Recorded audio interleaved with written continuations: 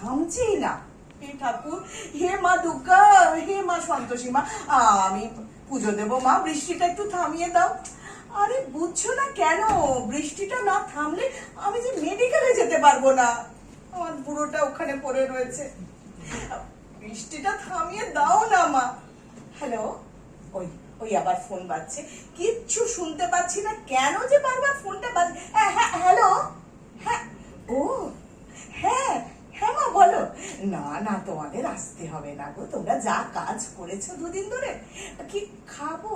আরে ওই দুধ মুড়ি আছে, ওই খেয়ে নেবো, ও কোনো চিন্তা করতে হবে না। না না, তোমাদের আসতে হবে না। আসলে বুলা ফোন করেছিল। বুলা আমার মেয়ের মতো, জানেন, পাশের বাড়িতে থাকে। এই যে 4 দিন ধরে হসপিটাল বাড়ি করছি, ও অনেক আমাকে হেল্প করেছে। আমার মেয়ে তো আমেরিকায় থাকে, জানেন, আমার নাতিটা একদম সাহিত্যের মতো, নীল নীল চোখ। আসলে ওদের জন্যই তো পুজোর জিনিসপত্র কিনতে গিয়ে আমি আর আমার স্বামী ভিজে ভিজে একেবারে নিউমোনিয়া। এর উপর আবার তার ডায়াবেটিক আছে, সেই জন্য না বাড়িতে রাখতে সাহস পাইনি, একেবারে হসপিটালে দিয়ে দিলাম।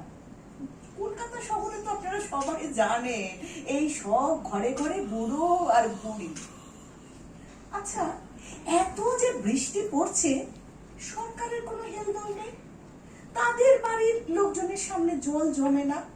এই তো বন্যা হলে নেতা মন্ত্রীরা হেলিকপ্টার চড়ে ঘুরে বেড়ায়, কত কত কথা বলে, অথচ বাড়ির সামনে জল জমলে কত অসুবিধা হয় বলুন তো। সেটা কি তারা কেউ একবারও বোঝে না? নাকি নেতা মন্ত্রীদের বাড়ির সামনে জল জমে না? ওই আবার ফোন। হ্যাঁ হ্যাঁ, হ্যালো, ধুর তারিকা, কিচ্ছু শোনা যাচ্ছে না। হ্যাঁ হ্যাঁ, আবার হ্যাঁ হ্যাঁ হ্যাঁ। ও মা, তুই তুই কবে আসবি মা? হ্যাঁ, আসবি না কেন? এই বৃষ্টির জমা জলে বাবানের শরীর খারাপ হবে। ও আচ্ছা, তাহলে তোরা কবে আসবি? ও বলতে পারছিস না?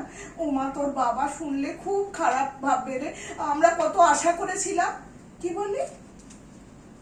হ্যাঁ হ্যাঁ হ্যাঁ, শুনতে, এই জানিস তোর বাবার শরীর খারাপ, আমি হসপিটালে দিয়েছি। হ্যালো, কি বলছিস? অনেক টাকা বিল হয়ে গেছে, রেখে দিই। হ্যাঁ হ্যাঁ, শোন না, শোন, রেখে দিল। আচ্ছা, ছেলে মেয়েরা যদি বিদেশে চলে যায়, তাদের কি মায়া দয়া কমে যায়? একবারও জিজ্ঞাসা করলো না বাবা কেমন আছে, একবারও জিজ্ঞাসা করলো না মা তুমি কি খেয়েছো, তুমি কি পড়েছো? আচ্ছা, দূরে গেলে কি সম্পর্ক দূর হয়ে যায়? না না, তোরা তোরা ভালো থাক। বৃষ্টিটা কি কমলো? দরজাটা খুলবো। এ বাবা, কত জল! এই দরজা নিচ দিয়ে জল চলে আসছে, আমি কি যে করবো। ওই ওই আবার। হ্যাঁ হ্যালো, হ্যাঁ, সত্যব্রত দত্তর বাড়ি থেকে বলছি। হ্যাঁ, কি বললেন? ওটার শরীর খারাপ, এক্ষুনি যাবো? আমি তো এক্ষুনি যেতে পারবো না। হ্যাঁ শুনুন না, একটু আপনারা দেখুন, আমি। হ্যালো, কেটে গেল, রেখে দিল। আমি কি করে এখন যাব হসপিটালে? বাড়ির সামনে তো 1 গলা জল, অথই সমুদ্র পেরিয়ে আমি কিভাবে যাব?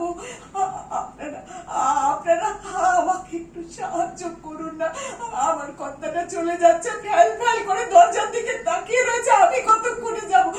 আপনারা আপনারা আমাকে একটু সাহায্য করুন না, আমাকে একটু নিয়ে চলুন না, প্লিজ প্লিজ, আমাকে একটু নিয়ে চলুন। নমস্কার, পিনাকি দা